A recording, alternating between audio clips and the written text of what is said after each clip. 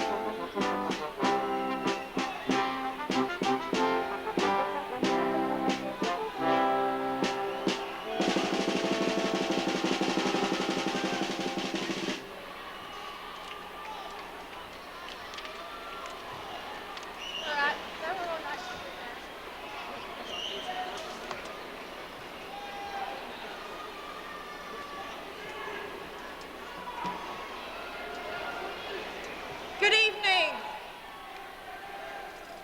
All right.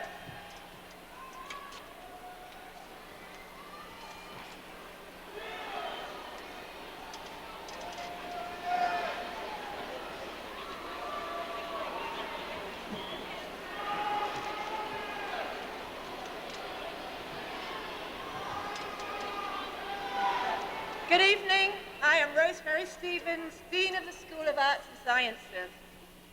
I want to welcome parents, grandparents, other family members, faculty, and friends of the class of 1993.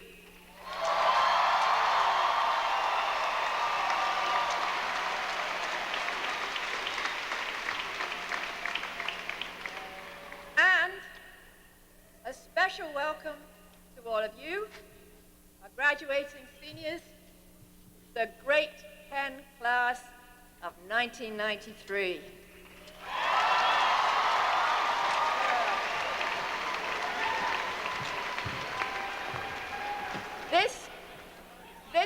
This is a special evening of celebration for all of us. In this, the last decade of the 20th century, it's become fashionable to criticize universities as inefficient havens for complacent intellectuals. No. And it's become fashionable to downgrade the value of a liberal education as somehow impractical and irrelevant. Not so.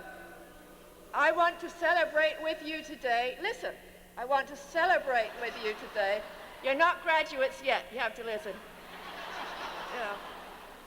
I want to celebrate with you today the dedication, the enthusiasm, and the seriousness of purpose of the 475 professors in the School of Arts and Sciences of the University of Pennsylvania, people you know well, very well, and to claim arts and sciences as the most practical form of education. How practical it is to understand the world in which we live and our own behavior in it, to view the future through the lenses of history, that is, to be prepared for change, to write well and to sustain an argument, to be able to analyze, assess, and question facts, to be curious and to understand the realm of organized curiosity, which we call research, to reach out towards the beauty of art, science, literature, mathematics, music, and to dream. It is these enduring practicalities that we teach, and I hope you will carry them with you always. Class of 1993, your future careers will help set the design for a new century. I wish you the very best of times. We old hands welcome you as graduates and alumni.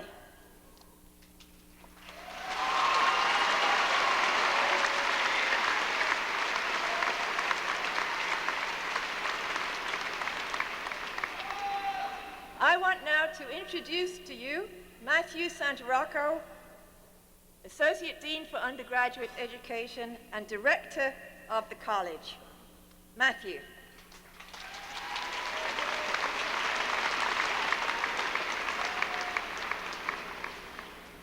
I want to join with Dean Stevens and all my faculty colleagues to welcome you to this joyous occasion, to congratulate you and to applaud the great class of 1993.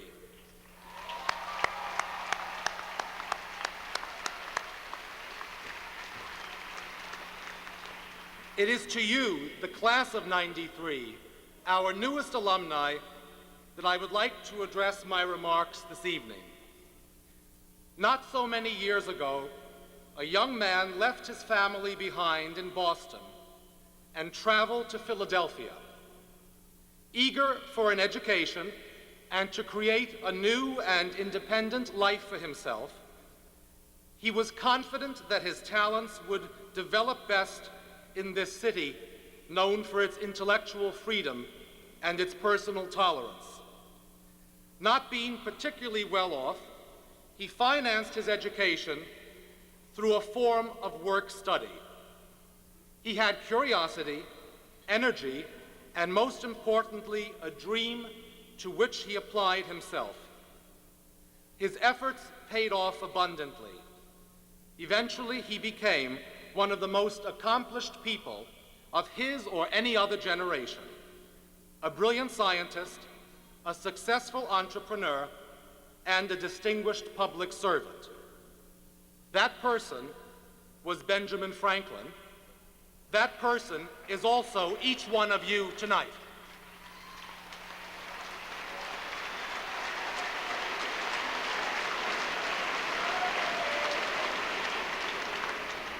Like Franklin, you are all, in a very real sense, self-educated. But you have had one advantage that Franklin did not. You have educated yourselves at the college which he helped to found. Franklin intended this academy to be the most liberal institution of higher education in America, to teach science, history, government, philosophy, and modern languages, in addition to the then standard curriculum of classics and religion. Today, Penn still offers its students and faculty the widest range of intellectual opportunities. In fact, you have had at your disposal resources that even Franklin could not have dreamed of. His knowledge and curiosity were not universal. There were realms of human thought and achievement that were foreign to him. Yet the College of Franklin is increasingly home to every branch of knowledge. Over the past 4 years, you have had a chance to explore these areas and to acquire knowledge for its own sake, as well as for its practical application. This was Franklin's dream. This is his legacy to all of us. But there is another side to Franklin's legacy. The curiosity and intellectual energy that gave him so much pleasure also led him to make contributions to science, engineering, education, business, government, and civic life. These ranged from the development of a municipal fire company, a hospital, and a circulating library, to visionary theorizing about how best to control military aggression through international organization. These contributions of Franklin arose from a deep commitment to service and action, as well as from the pleasure that his mind took in the world around him. Keep your minds open, like Franklin's, and let your 4 years at Penn have been a preparation for a lifetime of learning. But also apply what you have learned here, not only for your own good, but also for the good of others. And as you excel, and I know that you will, by using the perspectives and the skills that you have acquired here at Penn, resolve that you will make a difference. If you do, you will be true to Franklin's dream, and you will be true also to your own. To the class of '93, congratulations and best wishes for the greatness and the happiness that lies ahead.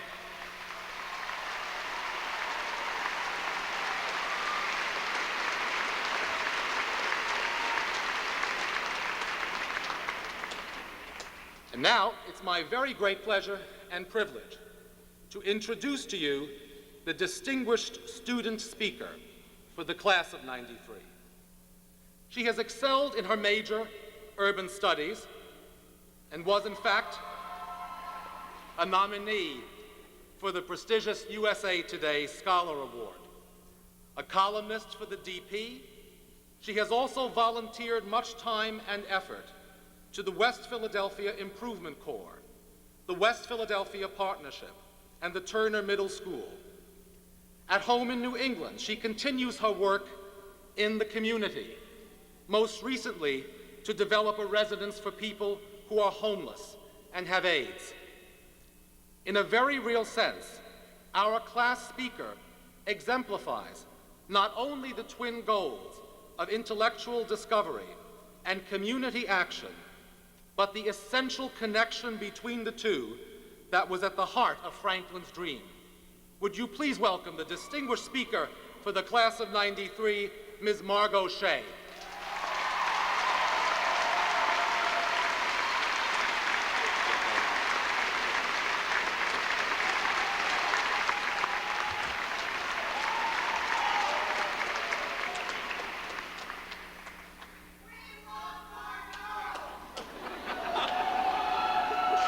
Thank you. Good evening to the class of 1993, and welcome to those of you who have come from far and near to celebrate in Philadelphia with us tonight. For me, this is a kind of homecoming, for I have already left Penn. Last semester, I moved back to my hometown, Meriden, Connecticut. I have missed Philadelphia and the university, and in the days before I arrived here again, I found myself eagerly anticipating my return to the campus for our graduation. My leave-taking and my arrival have made me realize that Penn has become a part of me, and that I have carried the university within me, even as I move forward. Thinking back to my arrival at Penn, I remember so clearly those first days when I was literally and figuratively at a loss. Everything was a challenge. I, like most of us, struggled to feel comfortable and to find a place for myself amidst thousands of strangers. And on the other hand, to maneuver around campus buildings, to find a good cup of coffee, to locate this mysterious thing called Cupid. Luckily, my dad, a graduate of the Wharton School and Penn Law, was on hand to guide me. Hey, give him a break. Wandering through the streets of West Philadelphia, nostalgia at the memories of his time here gripped my father. "Margot," he said, "you gotta call my old friend, Joe McGrath. He was my roommate when I was here, and he still lives at 41st and Walnut." Uh-oh. So here I was, alone in a new place, eager to find connections, to belong. So I called Joe, confident and enthusiastic. "Hi, Mr. McGrath. I'm Bill Shea's youngest daughter. I'm at Penn now." He said, "Hi. That's good." I said, "Yeah, we're neighbors." Well, there wasn't too much else to say to Joe McGrath. He didn't invite me to dinner. He didn't welcome me with open arms to the fold. I realized then that my dad's experience in West Philadelphia and at Penn belonged uniquely to him. They alone could not connect me to my new community. As for all of us, that responsibility belonged to me. So I set out to create and develop a place for myself, my community here at Penn. That began to happen on my first year floor. The residents of the 4th floor of English House embodied the real diversity here at Penn, a phenomenon much richer, more complicated, and scarier than any diversity training could prepare us for. I met Alp, Bear, Ashish, Kuza, Deshay, Sunny. People from LA, Kentucky, and Sri Lanka. Artists and ball players and computer geniuses. We lived side by side, came face to face with our many differences, and with our similarities as well. While our different backgrounds and personalities, along with prejudice and fear, worked to tear us apart. Our experience as first-year students at Penn brought us together. We lamented about hometown loves, pulled our first all-nighters, argued about politics, and kept a running list of the most memorable quotes spoken on our floor. And with the security of friendship on the floor, we tentatively began to reach out to the larger community of the University of Pennsylvania.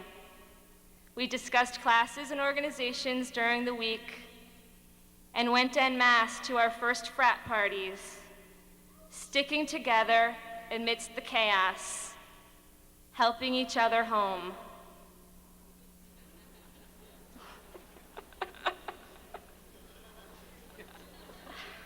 I remember, too, my first Christmas as a Penn student. We all left the campus after the finals to our homes in cities and towns across the globe.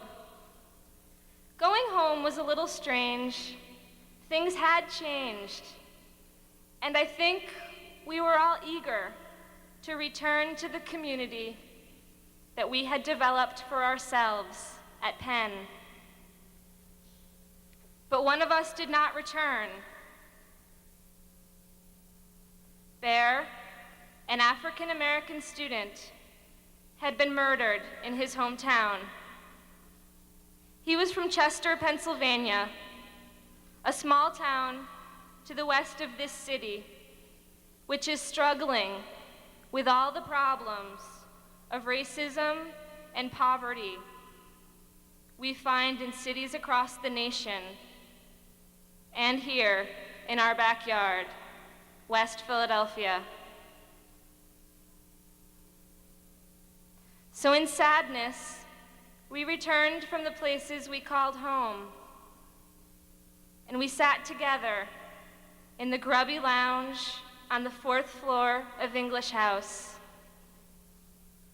We felt the pain as a community of students and of friends. The hurt of losing a classmate made me realize that the world that Bear was from, the world in which he was killed, was my world too.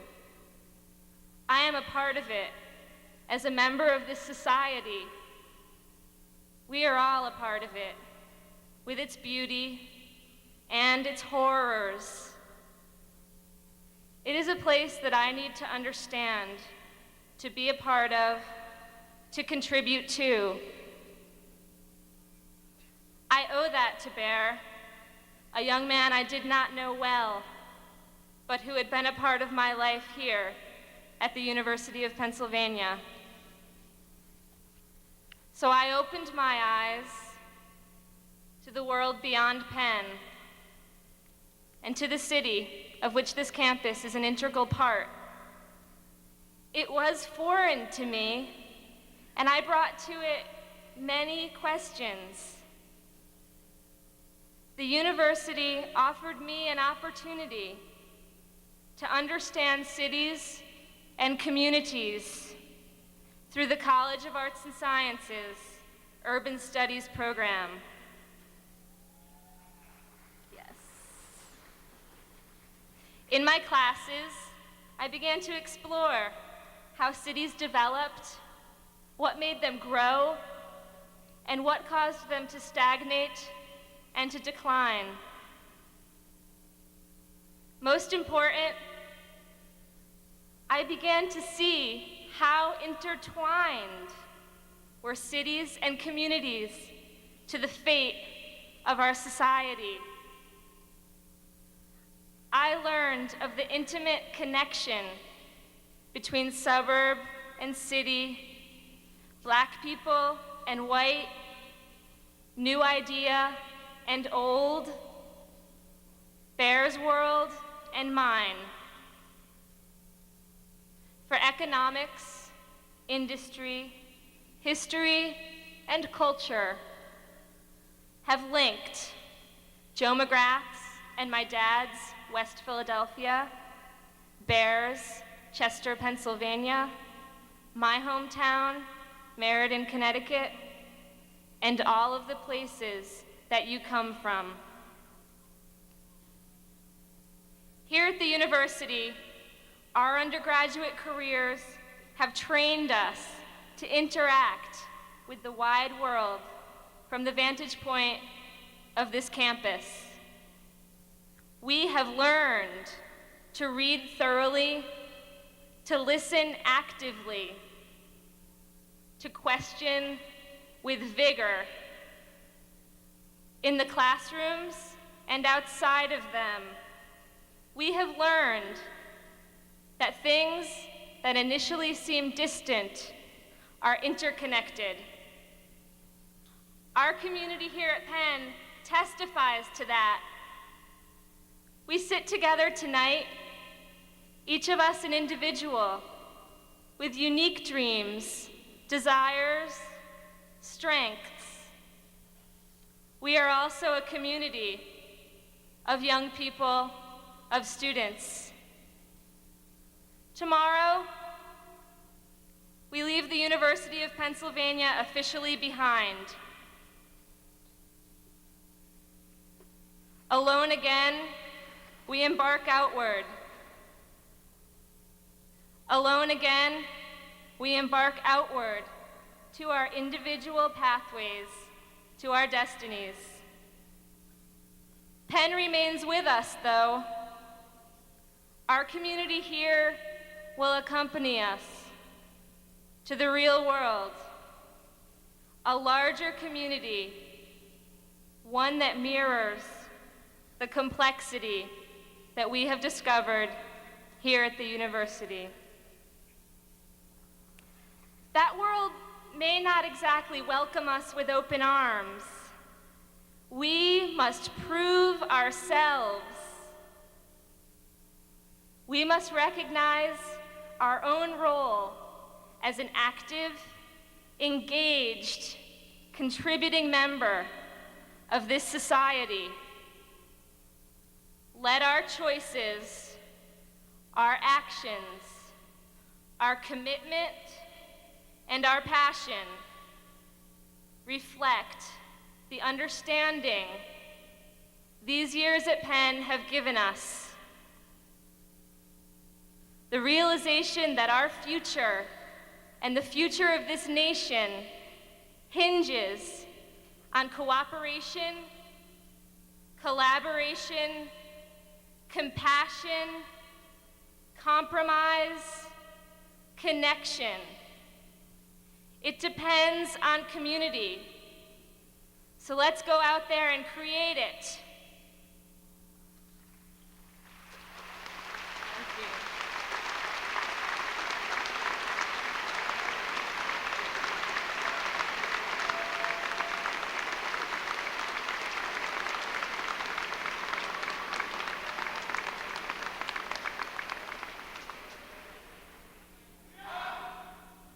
I am honored to introduce our distinguished graduation speaker and parent of a graduating senior, Mr. Bob Schieffer.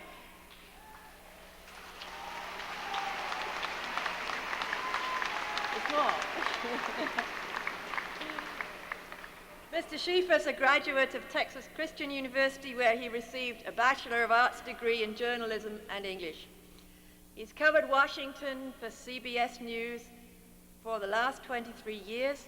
He's one of the few broadcast or print journalists to have covered all 4 major beats in the Capitol: the White House, the Pentagon, the State Department, and Capitol Hill.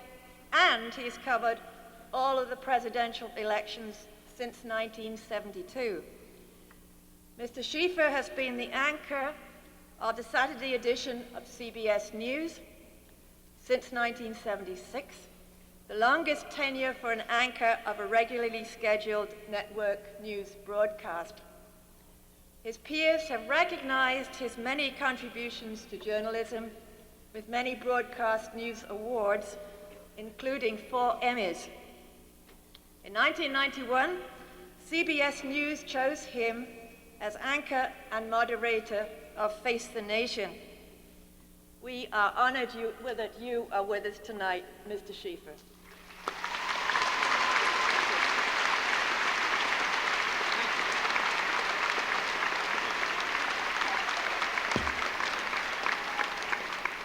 Well, aren't you nice? And thank you very much, Margot.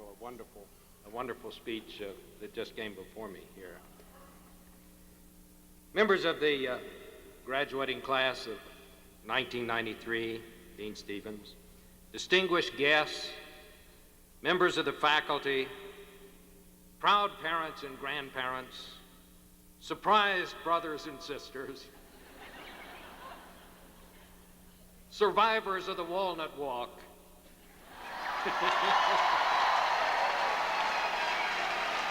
See, you didn't think we knew about that.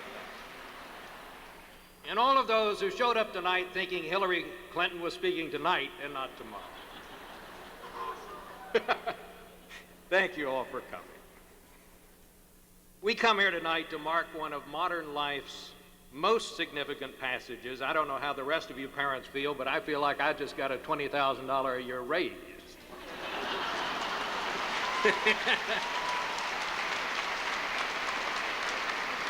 Well, it's an experience like no other. I mean, where else are we all asked to dress alike so we can sit through a speech on the virtues of individuality? But here we are. This is a very special honor for me. I cannot think, and I truly was touched when I was asked, because I can't think of a nicer thing than to be asked to say a few words on behalf of the parents when your daughter is one of those graduating. For a child, of course, this is every child's nightmare. No other time in history are all of her friends present to see the chance that her dad will make a complete fool of himself. So we're putting a little silver star for bravery on Sharon's, on her diploma tonight. It is for her that I offer this comforting note. I have been to a lot of graduations in my time. I have heard a lot of speakers, distinguished speakers, give a lot of distinguished and wise advice, and I have to tell you the truth, I can't remember any of it, nor can I remember who said it. That is because graduation day, I don't think anyone ever remembers a graduation speech, because graduation day is about the graduates. It is about what you have done, not about what someone said. So it's about that is what you should remember tonight, your graduation.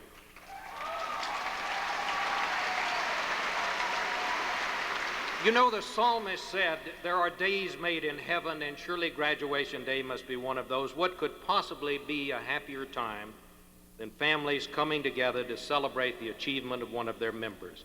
And graduation day is a passage. It is a turning point like no other in life. So many times, it is not until years after an occurrence that we realize it really was a turning point. Time, months, years can pass before we come to realize just how powerful an influence a certain teacher may have been on our thinking, how much we really learned from a mentor who did not seem to be a mentor at all at the time, how important the lesson was that we drew from a certain book or an experience or a friendship, or whether or not we made the right or wrong decision on whether or not we took or did not take a certain job.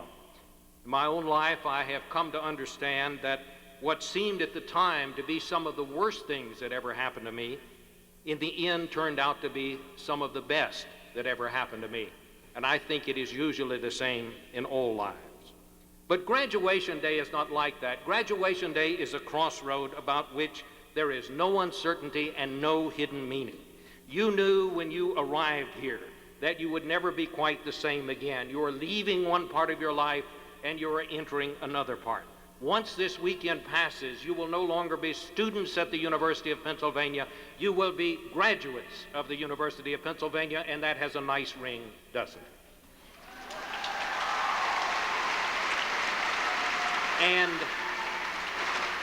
And it is also a little scary, isn't it? It will be different for us, too, your parents, because we'll no longer be the parents of students at Penn. We will be the parents of a Penn grad, and that is also a little scary for us, too. So what is on the other side of this turning point? What awaits us once we have completed this passage? I'd like to say that I believe you're coming of age at a time when the world has undergone the most significant and rapid changes in our history, and it has not all been for the best. It's been said that things are in such a mess these days that if one says to a young person, the future is yours, the response might well be, is that a promise or is that a threat? But the change has not been all for the bad either. To the contrary, most of it has been good. During the span of just my lifetime, I saw my parents' generation confront an evil that truly threatened to plunge the world back into the dark ages. But they fought World War II and they won. As I came of age, I saw our country undergo the two most significant social revolutions since the war between the states, the Civil Rights Movement and the women's movement, and the rightness of those causes prevailed, and we're the better for that.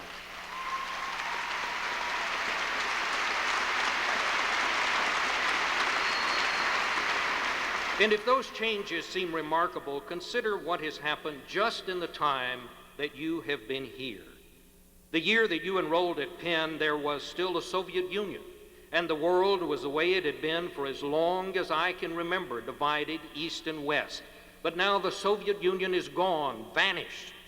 The walls and the barbed wire, the sentry posts that were thrown up all across Eastern Europe, not to keep people out, but to keep the people within from escaping, all of those have fallen, every one. On the other side of the world, Chinese students rose up against oppression, and who can doubt that eventually they too will prevail? Just as was the case at the other end of the world, where a group of crackpots finally concluded they could not keep Nelson Mandela in jail forever, even though he never tried to escape, and so they had to let him go. And eventually their too right will prevail.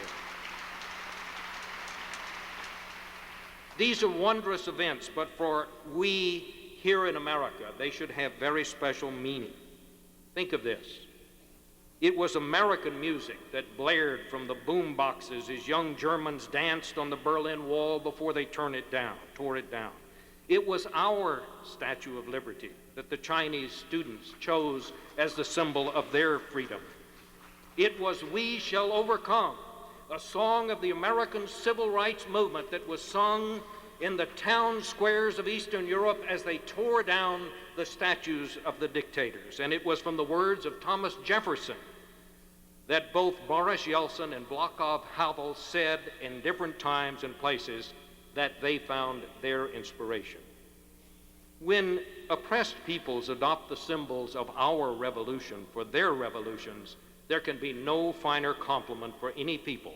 For what they are doing is validating our value system and our ideals. They are helping us also to understand where our real strength as a nation lies, not in our weapons, but in our values, those values, what we stand for, what we hold dear, how we treat each other, and what we think of ourselves. They are telling us that in the long run, our real influence in the world will rest largely on what others think of us. Such are the ways that nations are judged, and so too the way we measure the worth of individuals. There will be good days and bad, but what we have seen over these past 4 years is the ongoing good news that the human spirit still prevails, but only because there are good people there to nurture it. All people want the same things: an equal chance, the right to be free to pursue the truth in their own way, and the opportunity to make a better life for their children than they found for themselves. Nations do best, individuals find the greatest inner peace when they try to help others fulfill those innate longings. For you, the sun is beginning its journey across the morning sky. But as it moves toward the afternoon, as it has already for my generation, you will find it shines equally on people of all kinds. But when you are my age, I believe you will look back and say that those in life you most admired, those whose influence you found greatest, were those who nurtured the human spirit by appealing to the best in human nature, not those who tried to exploit the worst. Be with those who look for the best, and you will be the happiest. And remember, too, why you feel so good about yourself today. It is not because you have a piece of paper that says you are about to graduate or that you've graduated. It is because you set out to do something and did it, because you have enriched your intellect by learning things you did not know, as you enriched your lives with the friendships that always come through the shared experience of a difficult and a worthwhile task. Whatever the shape of the world, you are better prepared to deal with it than my generation, because the store of knowledge grows with each generation, so there is much more from which to learn. But I will also tell you that of all the things you have learned, there is one thing you cannot know until you sit where we sit, and until your children sit where you sit. You can never know how proud we are of you and how much we love you.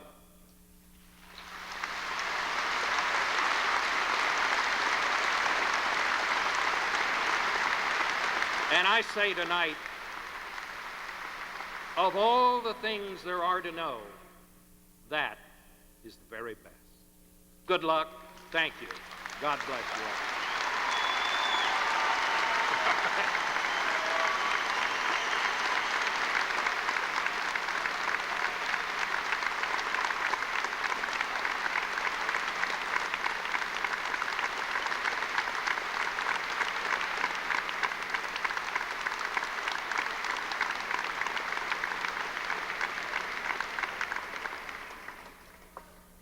We come now to the roll call of graduates.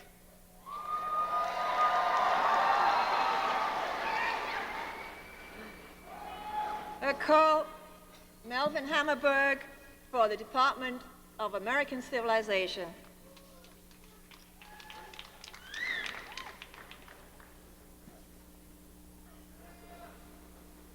Okay.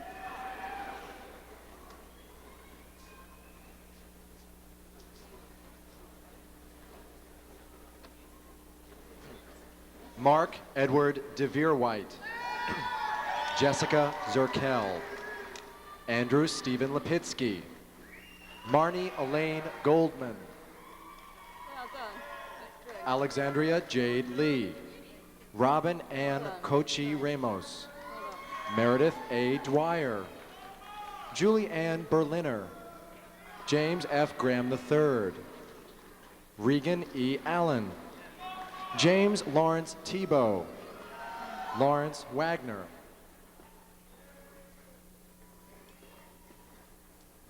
Alan Mann for anthropology.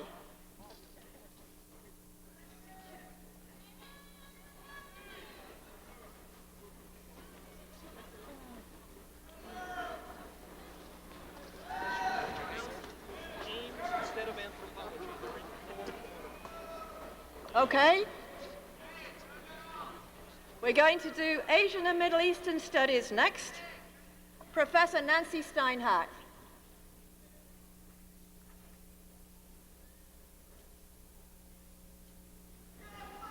Okay, Asian and Middle Eastern Studies.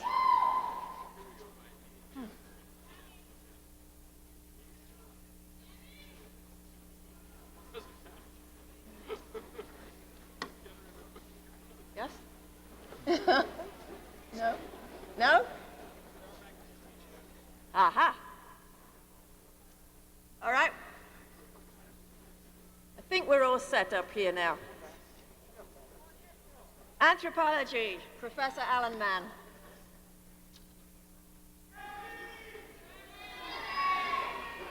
Yeah. Gavin Yearwood, Jessica R. Winiger, Marcy Kelsey, Hillary Marion, Mara Turbiner, Meredith Fisher, Michelle Lynn Stein, Allison Davis, Anne Romester Rua, Catherine Roth Callahan.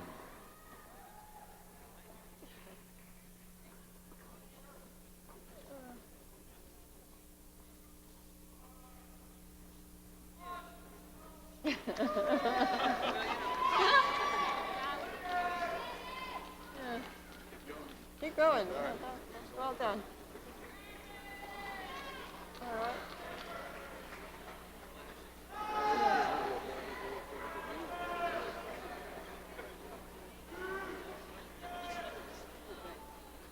Have we jumped the line? Okay. Congratulations. Yeah. Well done. Well done. Yeah, congratulations. Good. You're Asian and Middle Eastern studies? Or you're anthropology?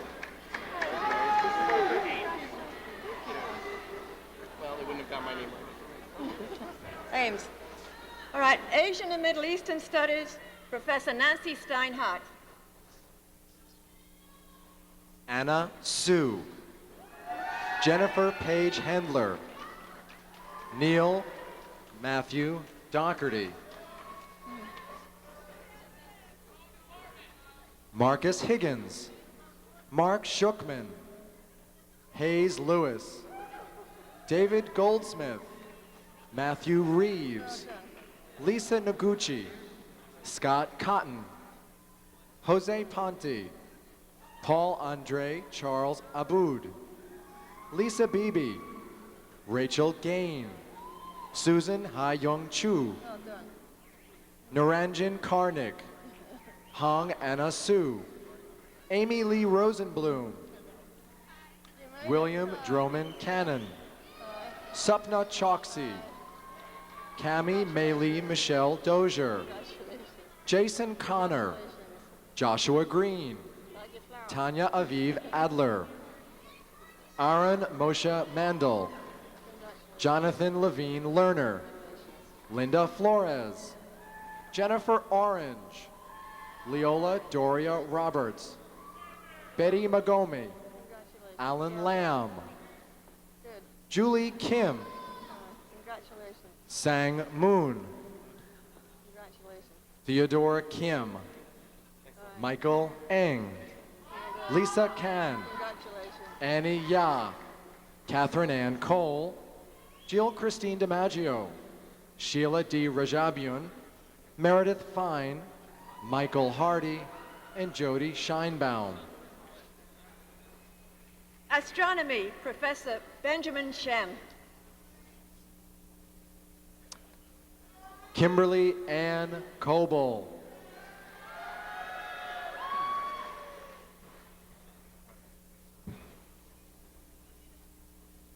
Biochemistry, Professor Ponzi Liu.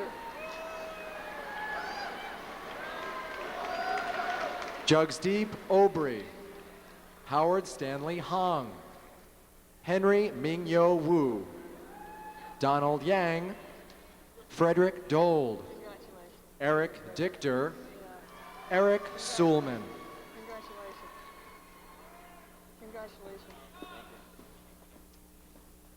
Biological basis of behavior, Professor Edward Pugh.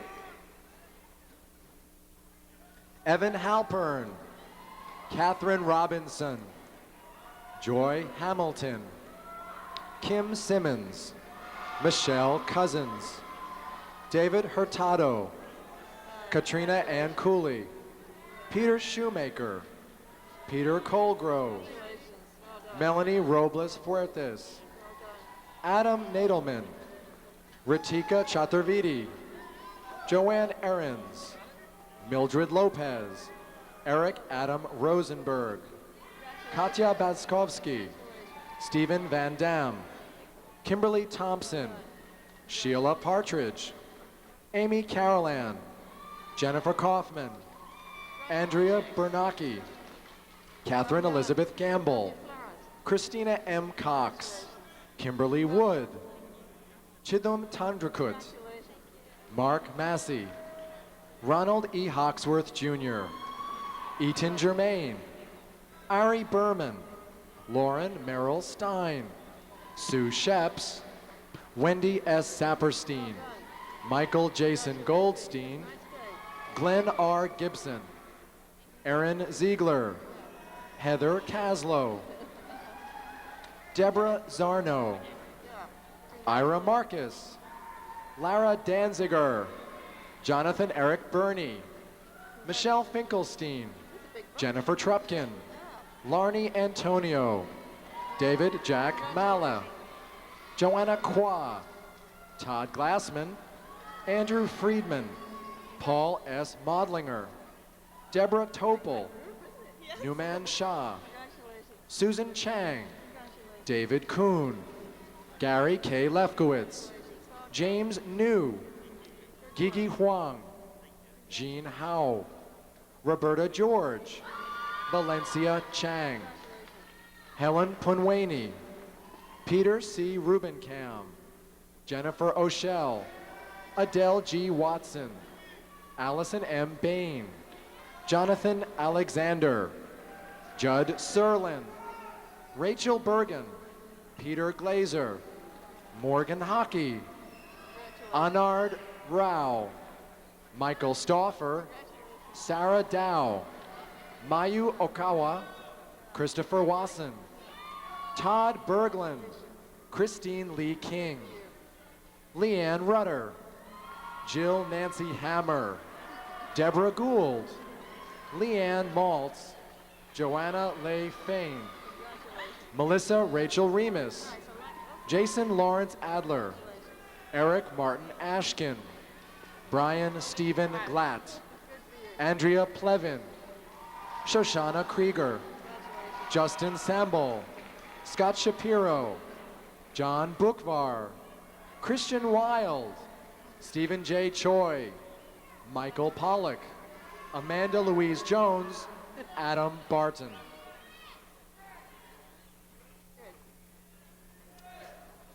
Biology, Professor Lee Peachy. Linda Wagner, Andra Harold Koslow, Ronald Kalustian, Ash Gergis, Annika Lin, Sajiv Cherian, Anna Shu, Daniel Dobson, Jonathan Graff, Karen White, Stephanie Fish, Didali Nanavarti, Shashwati Bagchi, David M. Packard, Sungmin Park, June Hong, Christine Han, Pierre Yu, Edward Shin, Raja Kitapa, Paul Janowitz, Warden Huan, Judy Hung, Amy Gail White, Allison Ford, Kristen Ben Sick, Lisa Marie Lychek, Arthur Lee, David Yee, Kimberly Payarulo, Keisha Denard, Louise Melkor, Emma Catherine Larkin, Yoko Kosaka, Tara Height, Deborah Enidjas, Zachary A. Phelps, Jennifer L. Zamanian, Joseph T. Zabrita, Neil Bronstein, Jennifer Ann Warren, Jean-Pierre Mombasser, Davis Boo, Stephen Jung, Christine M. Kennedy, David